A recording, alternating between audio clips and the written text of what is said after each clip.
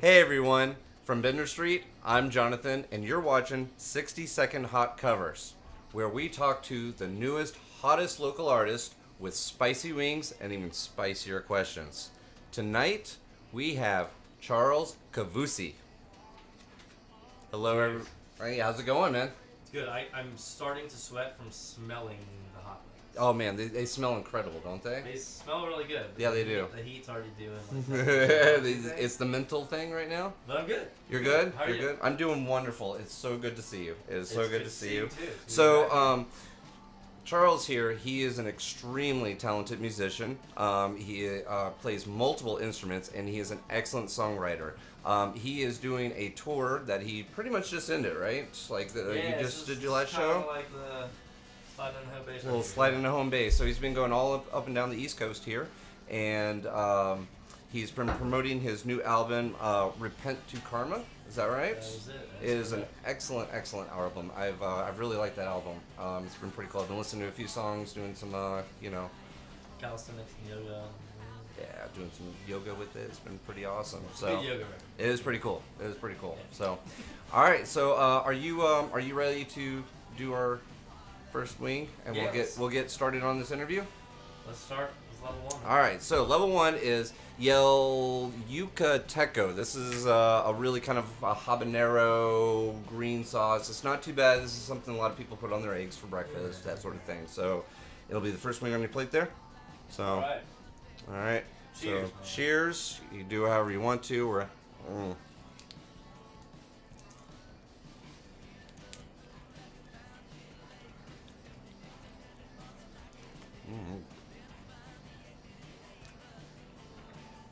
One of my favorites. I put it on egg. Yeah. All right.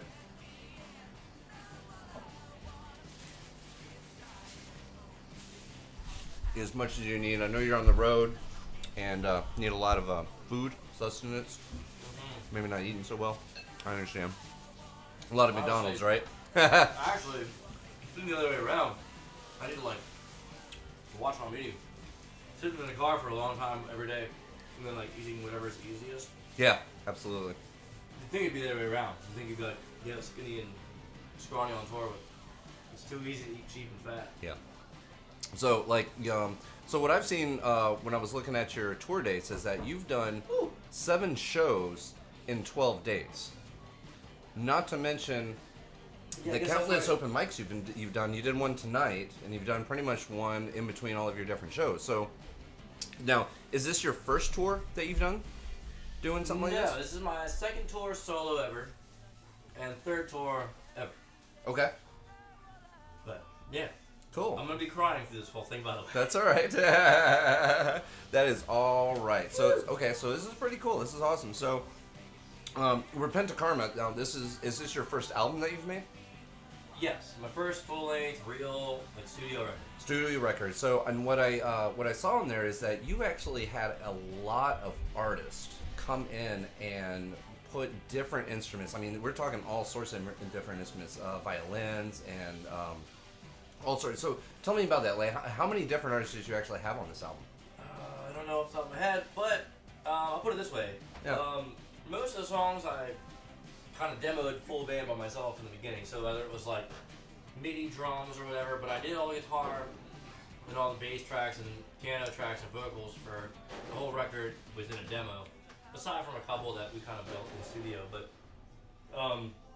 so on the record, it's pretty much that as well. But then, we kind of started brainstorming. Aaron Wold was the producer and engineer for the whole record, Right. and he mixed it and everything too. And he was really a blessing for this record. He honestly came to me about it and was like, "Hey, we should do a record." And we were going to start with an EP. It became a full record as we started working into it. And he was the guy that would be like, "Hey, here I think we could use trumpet. Here, what if you thought about?" And then I got me into it. We started brainstorming, and So it kind of a mix evolved as between it people went. he knew and I knew. Yeah. Most of the people he knew, for the violins and trumpets and female vocals were all on his end. I had a couple of friends who did some small bass parts, and then my friend Tom Bell from Gingerballs Yeah. did all the lap steel, and Aaron himself did all the theremin. Yeah. So it was a cool collaboration of musicians for doing the instruments that I would say are like kind of auxiliary within the genre that I play. That Right. Aren't guitar, bass, drums, keyboard. Nice. Yeah. All right. Yeah. You ready for a second wing?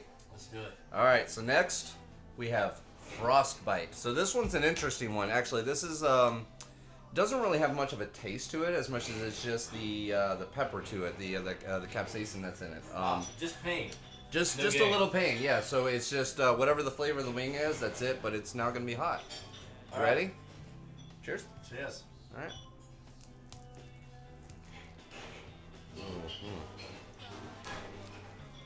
All right. No flavor. What? Good old wing.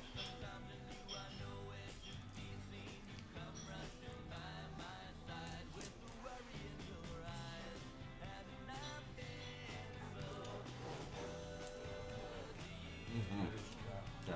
Crack it open. Yeah. There we go.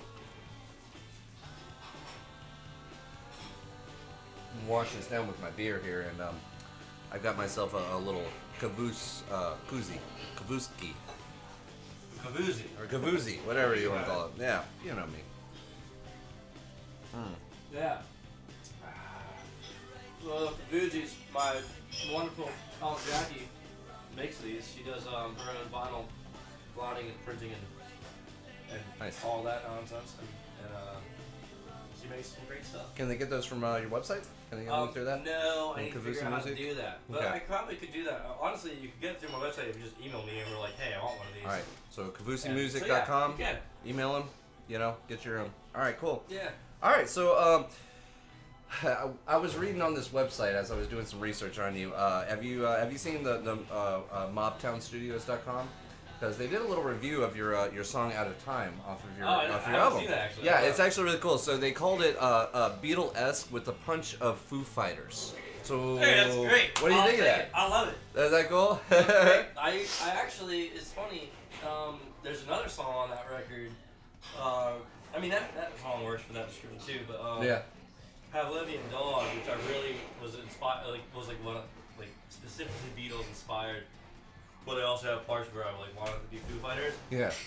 So it's really funny that that's what they called That's it. exactly. Yeah. I'll take that. Very cool.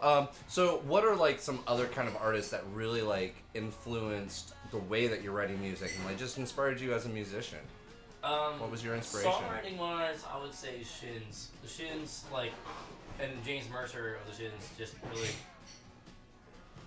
blows my mind with his all parts of his songs. Really, I like him because his melodies and his compositions are odd a little bit, but they always remain in the realm of pop. Yeah. And I love that. I love the idea of being creative and kind of pushing boundaries, whether it's lyrically or chordally or composition-wise, but always feeling like it's just easy to tap your foot and sing along to. Yeah. And them, and then the Strokes are another one, and the Gorillaz. Nice. Both for the sake that they really have filled their own niche in their own genre. in Yeah. their genre. And, Yeah. I just love them both. All Yeah. three of those bands. And then outside of that though, I guess the energy of Foo Fighters is something I've always kind of non-intentionally been pulled towards. I grew up as a punk rock artist. Yeah. Or guitarist, whatever. But yeah, I would say Shins, the Strokes, and and Cake. Cake. Well. Oh yeah, I love Cake. Yeah. But yeah, those are my dogs. Your dogs there. Nice. Dogs. Absolutely. Very cool. Very cool. All right. Cool. I was also going to ask you because you just touched on this too. We'll go ahead and I just want to touch on this really quickly because when I saw that quote, them talking about the Beatlesque and Foo Fighters, I had thought about how they kind of revolutionized their own genre of music. You know what I mean? They're just forefront of what they do as far as the rock and the different melodies that they put forth. How do you try to reinvent your music to be That's a on good the question. forefront? I think one thing I like to do is stay true to the roots of true original pop ability, which I think is like Elvis, the Beatles, Stones, it feels good and it's whatever, but also I I pay a lot of attention to those bands that are back in the day because production was like strictly an attempt to capture the live vibe of what the great songwriting was. And so as time goes on, production got cooler and more technological and creative, and neat. And I like that too. I love Pink Floyd for like pioneering that. I love all those bands that did really cool shit with that. CCR did the same kind of thing. John Fogerty, but I love the idea that you can go back in time and listen to these bands that did the Zombies is another one. They just did quirky, weird shit. And if you really listen to the record, you're like, what is that? That's so odd. What are they doing here? But if you're not really diving into that moment, you're just listening, it just sounds good. Yeah. A Beast Boys, same thing. Like creative, but always under the guise of pop, fun to listen to. Because I like that. Right. I can get into like weird. I love the more like Zappa-y stuff and Rush and all that stuff too. But end of the day, if I just want to sit down and listen to something feel good, I like that whole thing where you make like the creativity the underdog, and the pop ability is kind of like the star. Very cool. I guess that's kind of like it. Sounds good, man. Sounds good. All right, so next we've got on our wing list here, we've got Elijah's Extreme Reaper Sauce. This was actually one of my favorite ones. This is the one that had the berries in it and just was really sweet, and it's one of my favorites. All right, so you ready for? You need extra napkins? Yeah, thank you. Beth behind the scenes, everybody. She's doing awesome. Thank you very much. So I'm gonna feel these tomorrow on the drive back to Maryland. Oh, you know what? I take a subtle joy knowing that you're going to be cursing my name tomorrow morning on the toilet. So well, the problem is that it's gonna be just in the car because I'm gonna try it in the toilet and nothing's gonna happen. I gotta remember that it's just. I'm just in my bowels. So I went ahead and ripped that bone out. So I'm gonna take the whole thing in one shot. Okay, it's just my favorite. All right, so cheers. Cheers. I'm gonna eat it like not like that.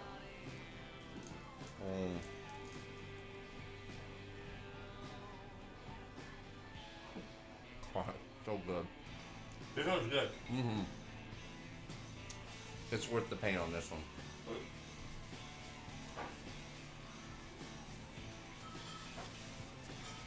Yeah. Mm-hmm. All right.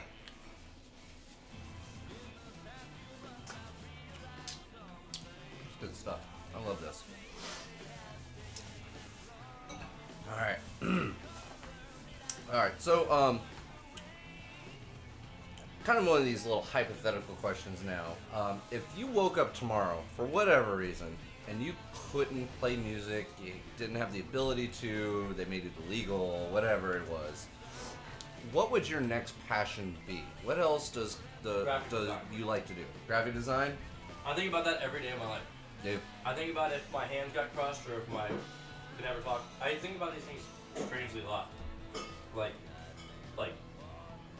terminating illnesses or like things that would change my life drastically. I don't know why my brain does that. Mm-hmm.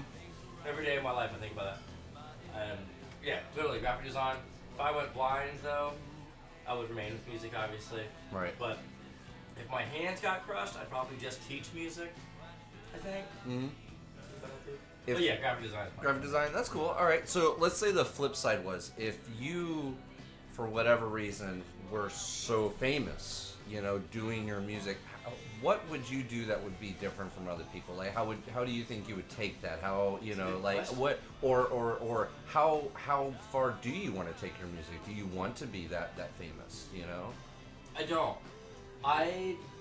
There was like a defining moment, right? Not defining moment, but there was like a good small window of time where it hit me and I realized I was like, you know what it was? It was the band MXPX. I was like early teenager. And MXPX was the first band I ever loved that I knew would never make it big. Like big. And then I learned that it's because they don't fucking want to. Like, right. They don't want to. And like a band like Blink-182 is a great example of a band that slipped through. Like Foo Fighters is another one. That they just happened to be the first of that kind of thing that is so popular now that like, for instance, Newfound Glory was like the like second runner-up from Blink-182. That Yeah. I love Newfound Glory. I think they're really cool, but they were like right behind the first motherfuckers. So it's like, yeah. okay, like they had to become like super produced. Yeah. And any band after following those initial pioneer bands do that. So like, to me, try and trace that back to what you were just saying. What I would do differently, I guess, it's a benefit for people like that to have that. I guess in my regard, I kind of look at people like Wilco now. Yeah. And like Jeff Tweedy. Yeah. Who kind of take this whole approach of like, you know, you asked me like, would I even want to be that level, and I don't think I'd want to, because I'm not doing something original enough to be able to take it to fame and be free within my own craft. Right. I'd have to be signing to a label who is attaching me to a sound that I'd have to say okay to, and that would give me the amount of money, whatever, for the label to push it. Wait, so it would take a price, huh? Is that what you're trying to say? I'm good. It would take me accepting a price. You know what I mean? Yeah, that's true. And so a band like, and actually Death Cab's a good example of this too, of a band that was like in the van. They just toured their ass off until they made it. And Death Cab's another one of those bands that like you can't really find another band that truly pioneered Death Cab's sound before Death Cab did. Yeah. And it takes like hard work, and Foo Fighters is an interesting one because Dave Grohl's kind of an anomaly because he came from Nirvana. I already came from a famous band, but so still, who knew the drummer could like do that though? You know? It's In his own regard, he's a golden god of rock and roll. I think of bands like Pavement, my favorite band. Yeah. Pavement. Same kind of thing. They were like the B version of Nirvana, and the reason they have a song called Major Leagues, which is my favorite song of all time. And the whole song is about major labels coming to them. At the same time that Nirvana was getting big, Pavement was also getting big. And Nirvana took the offer, and Pavement was like, fuck you. And they did it. And so that song, the chorus is Bring On the Major Leagues. Bring them on. Bring them on. I don't want it. Yeah. And I really appreciate that in that band. And I think there's like a holding on to your integrity, and I don't mean to say that any band that goes big loses all of it, but a lot of times they do. Sometimes, yeah, so, they do. Yeah, a lot of times they do. You're right. Again, bringing it back to the beginning, I don't want that fame. I think bands like Pavement or Wilco, if we do a good job of pushing their own fame to an extent they want through hard work and true, like, I don't know. There are bands like Andrew WK though, you know, like, I mean, is that really, I don't know. Like, they're just, I don't know, they're the opposite, right? Yeah, complete opposite. Totally. You wouldn't expect that kind of like thing to be so popular and like propel somebody for some, fame and things like that. Yeah, but I also think that in that regard, you put enough money and promotion into anything, people will eat it. Yeah. You know, they'll eat whatever you put in front of it. If it looks cool enough on TV or on the radio, or if you hear it enough times, they're gonna love Kesha. Yeah. And I love Kesha. but cool. Yeah, that's it. Awesome. All right, so next we have Cajon's Z Sauce Nothing Beyond. This is a good one. All right, so cheers on this one. Cheers. Thank you. As part of mine just kind of falls to the floor. I like this one already. Mm-hmm. This is that good peppery one.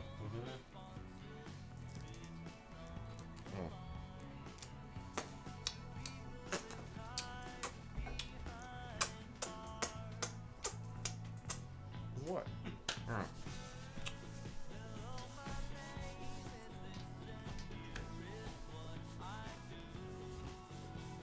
All right. So I got a couple of like quick fire questions for you here, and really it's about your future. Wow. Let's find out what is in your future. All right. So now that your tour is all done, what's something you're gonna do as soon as you actually get back home? What's the first thing you're gonna do as soon as you get back? First thing I'm gonna do when I get back is tomorrow. I'm gonna get home, switch all my gear out of my car, and go on the open mic at Bonnie's. No, yeah, right back to work, huh? No rest for the wicked, right? Yeah. All right, so Woo! is this one good? You like this one? Damn! Woo-wee! It's good. It's Little hot. beer. Cheers. Let's cheers. This is good stuff. Cheers, Good cheers. beer. This is some good beer too.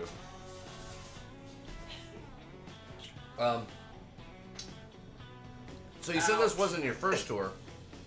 No. When do you think you might have another tour? I'm going out in May. April? May? April? May? Late April into May.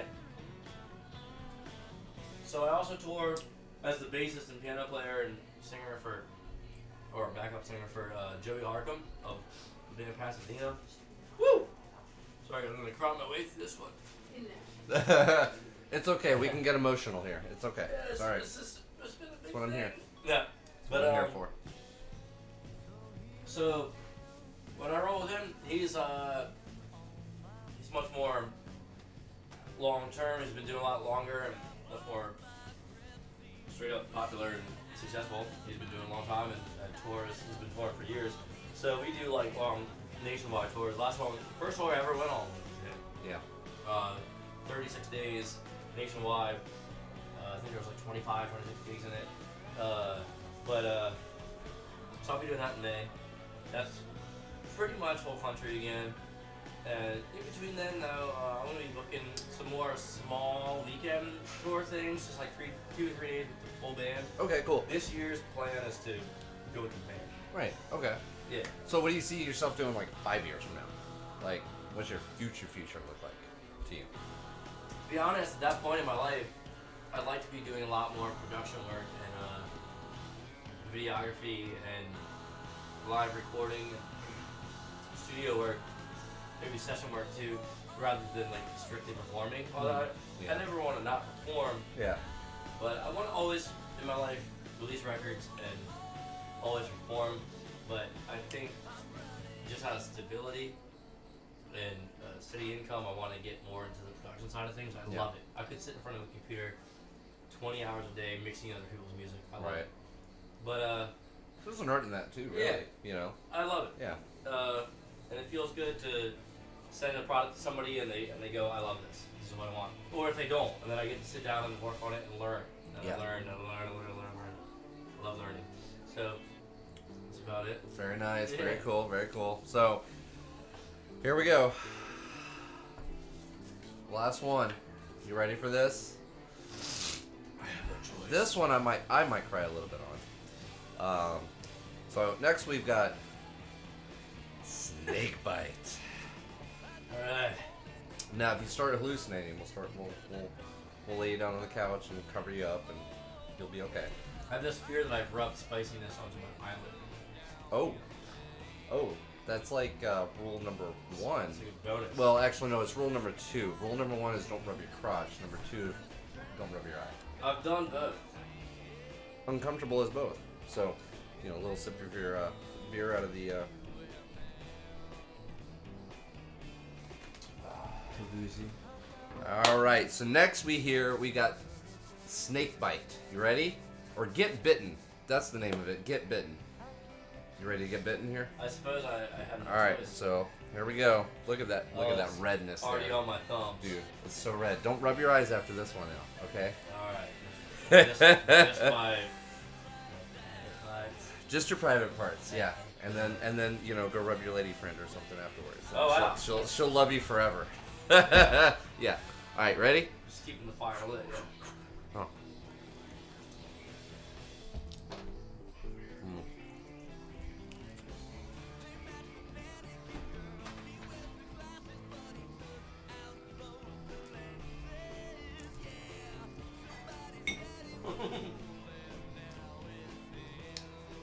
Yep. Let the pain come in. All right. So I have 3 photos that we're going to show you, and we're going to just kind of get your reaction with it. Okay? You ready? So this first one kind of looks like you were at the recording studio. This is when you were recording the album, or? No, it was like Who's 9 this? in that picture. Oh, 9? No. I was 21. I was in Berkeley Berkeley Studios. That's my same Alvarez though. And I was recording a song called I've Got You. Okay. Which was called I've Got You, and chorus was I've Got You Music. I had just broken up with a girl that I was very in love with at the time, but at the same time things weren't really working out. Yeah. I moved to Boston, and I was in Boston.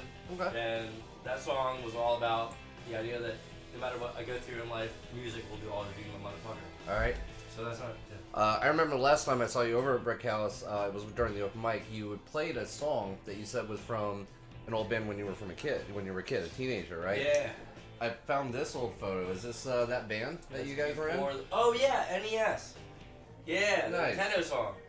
Also, I need another beer. Can I do that? Is that possible? We get you another beer. So Yeah, we get you another I'm beer. about to die. Yeah, we get you another beer. About to Another beer, die. please. That was my band Common Addiction. Okay, cool. That's my first guitar ever. Nice. Electric guitar. My best friend Sean Eller. Huh? Holy shit! I need it now! This is the wrong time to run out of a drink. The angle on that tom though. Dude, man, that thing is like. I don't know what that kind of symbol was. It's like a Almost cannon. Splash. Holy shit. But no. It's like that the was one a that Squire comes with those Strat sets. electric I was playing. I'm gonna crawl my way through this real hard. Woo!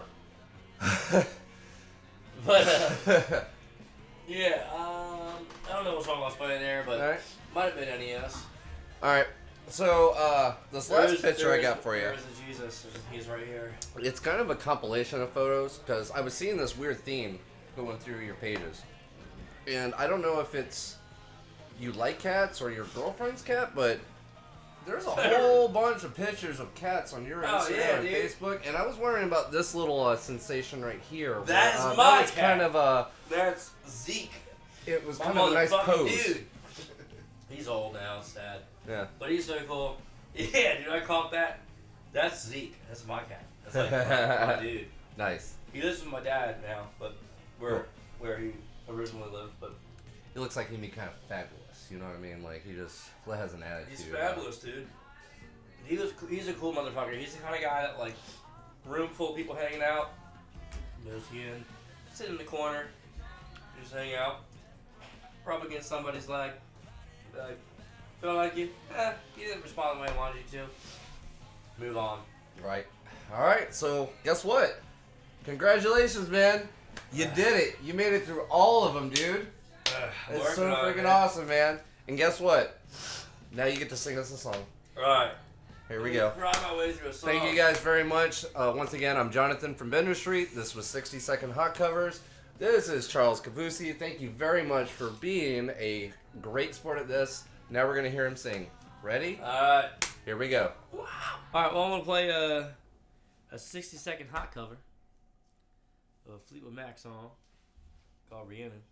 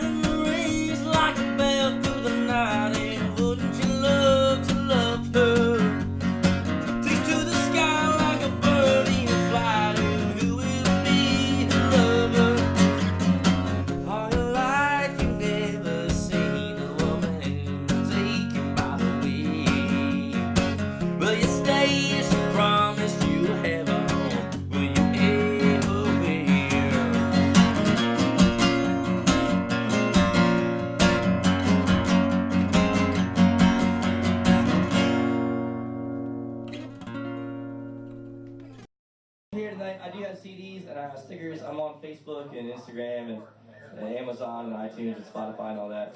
I greatly appreciate any kind of following, and I'd love to reciprocate the favor too. Thanks again, Frankie, and all you guys. Thank you, Janae. And yeah. It's called Long Division. Can't believe I'm losing my closeness to you. Far away was fine, but this just won't do. How will I get to you come spring? I try to keep cool, confident in playing another tune, crossing the lines on my way through. But I still kick and scream about it. Why would you do something like this? I know, but I'm just getting frustrated. Why can't I just have you here with me?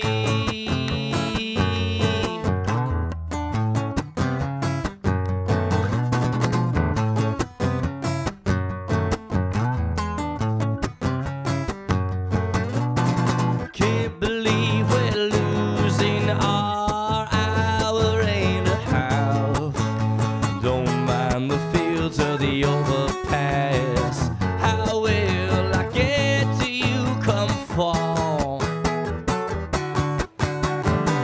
We keep on hoping that this long division is an easy thing, but I don't get credit if I don't show all my work on paper. Why would you do something like this? I know, but I'm just getting frustrated. Why can't I just have you here with me? Oh, oh.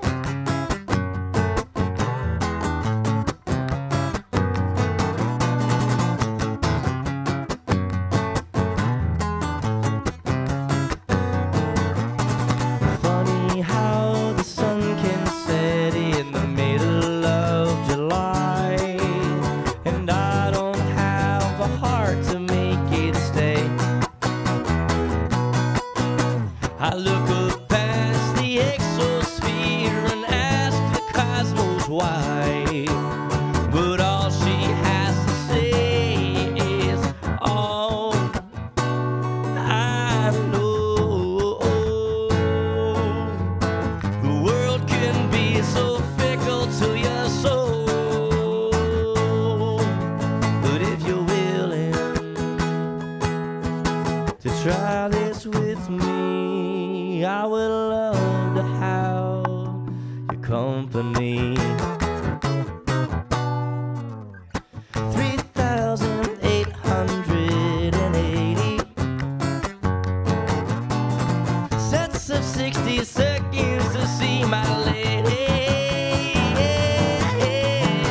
Why would you do something like this? I know, but I'm just getting frustrated. Why can't I just have you here with me? Have you here with me? Have you here with me?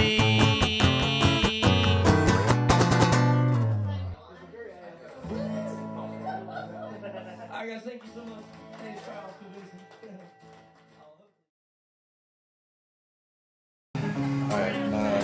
It's kicking my ass this time. I rubbed my eyelids with the napkin. I rubbed my mouth. And they're hot. Yeah. Thankfully, my eyeballs are. Keep them separated. Yeah, that's what that song's about. Yeah, honestly, it's not the worst thing. I don't hate it. It sounds stupid, but I don't hate it. Yeah, man. Can I have a sushi? Sushi. I shit myself some sushi. Oh my god. Our tongue stopped working. The